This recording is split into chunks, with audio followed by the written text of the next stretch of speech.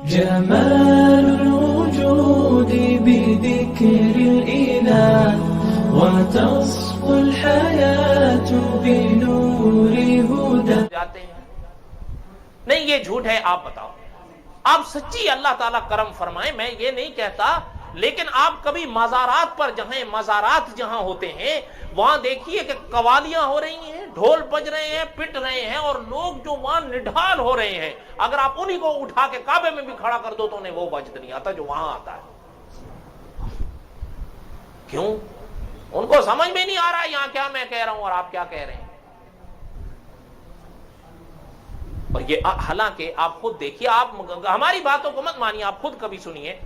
عام طور پر میں ذرا ایک بات آپ کو سمجھانے کے, نمازی کس کو کہتے ہیں؟ نمازی کس کو کہتے ہیں؟ جو نماز پڑھتا ہے نا, نماز اور اسی سے نمازی بنتا ہے. نماز پڑھے گا تو نمازی بنے گا.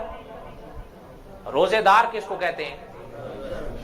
روزہ رکھے گا تو, آپ سمجھ رہے ہیں یہ لفظ ایسا ہی ہوتا ہے نا. اچھا, پھر اسی طرح کئی طرح کے تین لفظ ہوتے ہیں. جیسے اب حج ہے, حج کرتا ہے تو کیا بنتا ہے؟ حاجی بنتا ہے. ایک لفظ آپ ذرا غور کریے گا, عام طور پر جب سال بعد مزارات پر سب اکٹھے ہوتے ہیں, اس اکٹھے ہونے کو کیا کہتے ہیں؟ ایسا ہی ہے نا. یہ کبھی آپ نے غور کیا ہے یہ عرس کس کو کہتے ہیں؟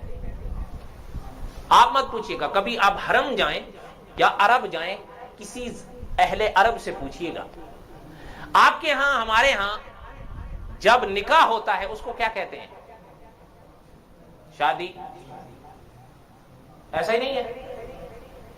اچھا, ایک لڑکا ہوتا ہے اور کم از کم ایک لڑکی ہوتی ہے, نکاح ہوتا ہے, اسے کیا کہتے ہیں؟ شادی. اچھا, جو لڑکا ہوتا ہے اسے کیا کہتے ہیں, اور لڑکی کو, اور جو یہ پروگرام ہوتا ہے اس کو کیا کہتے ہیں عام طور پر؟ شادی. ایسا ہی ہے نا. اب سمجھیے گا اس بات کو, اہل عرب کے ہاں جو دولہا ہوتا ہے اسے کہتے ہیں عریس. کیا کہتے ہیں؟ اور دلہن کو عریسہ, اور ان کی شادی کو عرس. آپ میری مت پوچھیے, آپ تو کہیں گے کہ یہ تو بابی لوگ ہیں, آپ جو ہے اس کی تحقیق کر لیجیے گا. اور یہ وہیں سے لیا ہے انہوں نے, اس لیے کہ آپ کبھی ان سے پوچھیے یا کسی سے, آپ ان سے پوچھیے, اگر کسی علاقے میں آپ چلے جائیں, وہاں اگر کوئی عالم شیخ الحدیث بھی رہتے ہو نا, اس سے پوچھو نا کہ بھئی وہ مولانا ہوا کرتے کہاں ہیں, بے دھڑک کہہ دے گا مر گیا. اور کبھی اس سے پوچھو کہ بھئی یہاں ایک پیر صاحب ہوتے تھے, وہ کہے گا جی وصال ہو گیا. یہ وہیں سے لیا ہے کہ بھئی وصال ہوا ہے تو اب عرس بھی تو ہو. ویسے سال بعد وہاں تڑنگیاں بجا رہے ہیں. اب کہنے کا مقصد یہ ہے کہ یہ عقیدے نہیں ہیں, تعویلوں سے لاکھ بچا جائے. کسی مفتی کے فتوی کفر سے تعویلیں کر کے لاکھ بچا جائے. خدا کی عدالت وہ ہے کہ ایسے بے ضمیروں پر بغیر بحث کے وہاں فیصلہ ہوگا.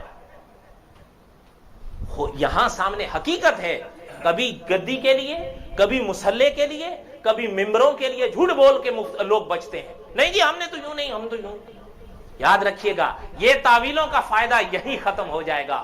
خدا کی جو عدالت ہے, علیم بذات الصدور, یہاں کی ہر ترنگ کو وہ ذات جانتی ہے. ایسے ہی ہے یا نہیں؟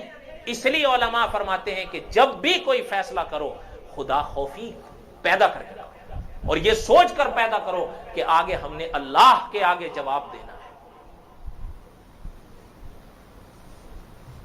لیکن بہرحال وہی بات ہے, وہ جو کہہ رہا تھا کہ یہ جان بٹھا اگلا جان کس ڈٹھا. ٹھیک ہے میرے بابا, جب دیکھ لو گے, جب جاؤ گے نا دیکھ لو گے, اور پھر مشکل ہے.